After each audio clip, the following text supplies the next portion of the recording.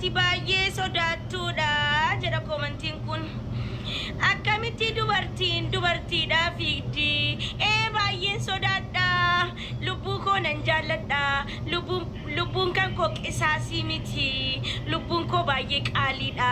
Ani jireenya irraa abdiin kutanne. Mana hidhaallee seenuun barbaadu.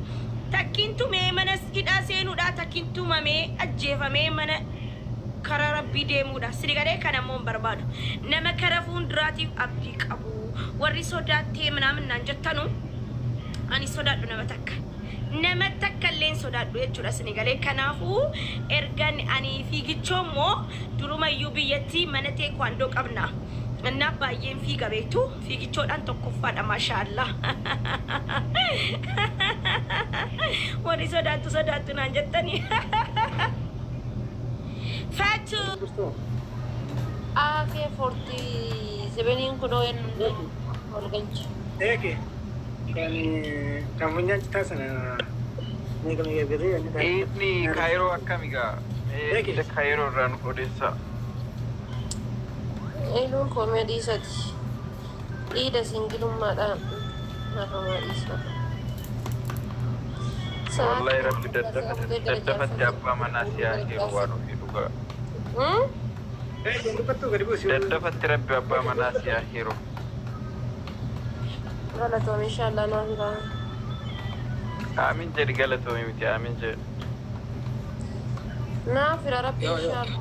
وانا في كوالجالة تاني اللي يجرات ربي ددفت والبريد. واي لمي كانت واي إلياس كيسا مالي تكساتي ولا ندنو بازرن ديسا. إنه في إنه. واي لمي كيسا واي إلياس كيسا.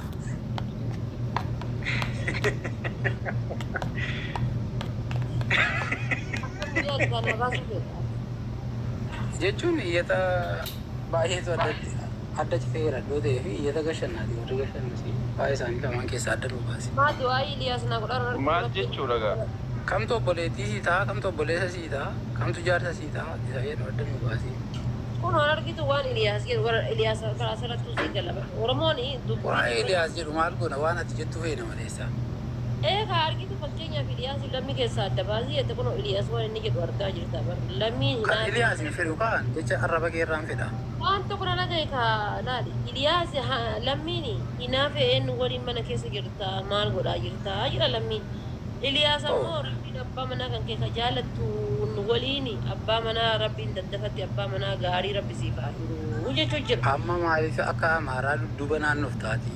Yookiin lammiitu jaarsatti naa oola. Adda baatee barsii galu. Hansookoof soorgoo isaan barbaadu kaa waan ati jettuun arraba keerraa daayirektii fedha. Maal jechuudha? Eekee ati itti dhiiste hoo maali? Maaliif inni isa dhiisan nama dhiisuu jedhameti acheen? Oh my god. Jechuun isheen kan jaalattis jiraatu kan niyyattis jiraatu yeroo eeggatee ofiinuu baaste jaallattama. Maaliif intala kana rabbii Oromiyaa guutuudhaaf kenne maleessa nama tokko lamaaf illaate beektuu Oromooti.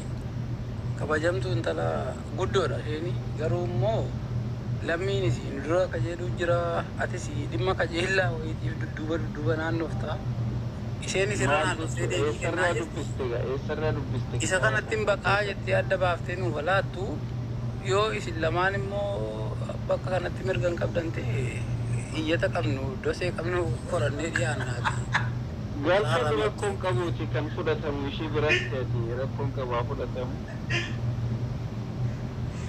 Amma ati maaliin qabte anoo gaaffiin kun kan nyaateef siif miti barisheedhaaf. Isa kamii filannoon keenya waa'ee dhimma kootiiti barkan dubbachuu jirtu. adda baasi goofta. Gooftaan kana bulee waan saala abjuu laallatu ta'e hin beeknu waan ofii jedhamee waan jettu. Silaa lamaa wajjin hin bultu tokkummaa wajjin waan jettu jetta. Wallaggaa shawaa keessaa tokko fidadhu hin jenne dadha. Achitti duute bakka an keessaa tokko ta'uu hin danda'a. Ulaagaa tokko guutee hin jira. Ati seda iyyata akkasii qabdaan Okay, ani iyyata akkasii san hin qabu lammii fi akee wal dorgoma. Wareegama boqonnaa gaarii. Nagaa. Iliyaas Nagaan boqoddoo Liyaas. Lamee shaadaa qabadhu waan adifaatee jettu abdiidhumaan eeggadhaan. Maal afaanuudhaa jira seera kootu jira. Anamma jedhee bar kan laayivii irraa hunduu faamilii kootii asirratti jechuudha. Liivii tiktok irratti isin hunduu faamilii kootii isin hunduu anaaf tokko biyya takkaan isin laalaa. Lafatti ammoo kan onnee kiyya keessa jiru nama tokko qofa. Alhamdulillahi rabbil aalamiin. Lammiin isa goleessa jechuudha. Kan onnee kiyya keessa jiru jireenya wajjin oofadha bultii waliin oofadha jedhee onnee kiyya keessa jiru. Bareera sunanumadha. Alhamdulillahi rabbil aalamiin. Lammiin. Ya, no kunuunsi.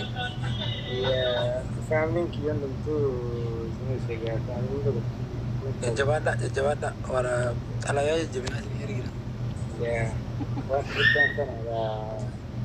Yaadayyuu namni keessa jiru asirratti ni oomisha qofa. Maaltu maal fayyada qofa? Lammii si uummata wanni kun asirratti faarse maal si fayyadameera? Mara kun qabu maal? Rakkina qabdiin dartii jennummaan see karma uffatee bukkeetti malee nu bukkeetti lammii bukkeetti waa badaa hojjetaa jiru beekta. Taiga eegi.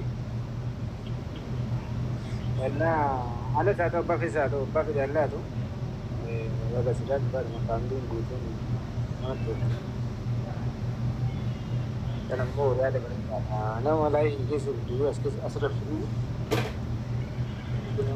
Asirratti finna hin jenne bar. Asirratti kana isaan ittiin himatu. Taata laayifii jireenya kiyya kan lafaa nama lafa waliin jiraatu nama iqiitii kan koo keessa koo jechuudha firaafi. Haalli jireenya haadha faatee kana guddoo beektuun tola Oromooti jennee gidduun godhin kaa yookiin itti baqii yookiin itti baqtu yookiin immoo carraasee barbaadduuti maaliif akka gidduu yookaan dhiyaasa ta'uu danda'a yookaan si ta'uu danda'a yookaan akee nammoo silaayyoo dibbeetummaadhaan ni rakkoon qabu yookaan koobettii kana jala laayii bula kana jala namni tokko jiraachuun mala hin beekamu aanatu qabna qofatu beekasii galee garuu ammoo san keessa ana nama laayifii kootiif ta'u anatu beeka san ammoo lafumatti dhuunfaa kootii waliin jiraadha jechuudha. Itti aansee ammoo dhibba keessaa dhibbatti eebeluu kiyya jedhee kan murteessan gaafa nikaa godhannee kalabatii waliin godhan malee haala balansaa hadhatti ati kiyya nama tokko nama jedhu nuun qabuun. Waan ofii garuu maali namni seenaafoo kooyigaa waan tokko siin jedha. Otoon ta'e yoo na fannisiisan gaariitti amma kana cufee beeksisa. Lammi obsa godhadhu waan tokko na dhaggeeffadhu eegaa takkitti. Bara obsee obsan ta'e biroo maal baay'ee haasaa jirta. Abshir amma garaasi kaasaa yoo rabbi jedhe. Heelu. Waan ofii. Gabaa sanbata duraati moo gabaan kun kan si jedha naannofnee si eegnuufi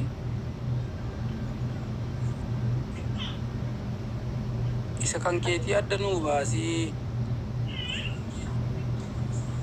yoo ati kan wanti hedduutu jira ta'e kan yaaddutu jira ta'e isa sii kabajneetu sirraa maqnaa lammii ta'uusii Akkee eenyu ta'us jenneetu taa'utti jirra.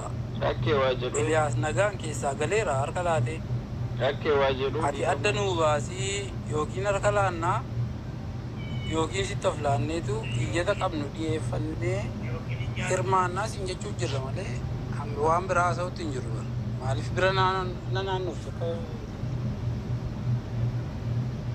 akkee amma asirra wanni dhufneef filatamuu fi miti barboo haroodhaa fi guyyaan iidaa akkasuma guyyaa boqonnaa keenyaati. Bakka gammachuu barbaadaas dhufnee wal bohaarsuudhaaf amma filatuudhaaf filatamuu fi miti please yaada biraa yoo qabaatte nuun bohaarsi yaada kana jijjiiree ishee sin dhiphisin nu sin dhiphisin. Ani dhibbadhu bara abbaa barbaade cabsuu danda'a maal rakkoo qabamaa.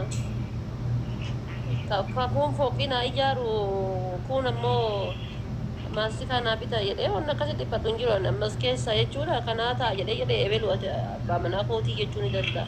Gina mo, isinin jedhe ammatti kan kanarraa qabu tokko iyyuu hin jiru. Bakka alaasuma kana adda nuu baasii isin jechuu jirra bara.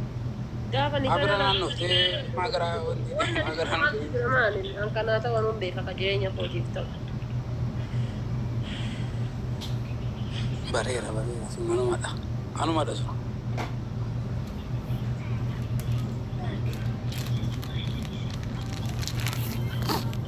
Ati shira diinaatiin guutamtee deemta bara qabeela.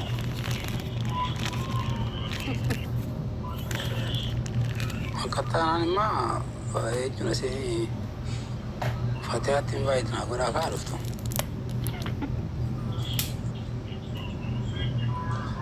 Situ beeka fatiyaa malee ani hin beeku fatiyaa ta'e.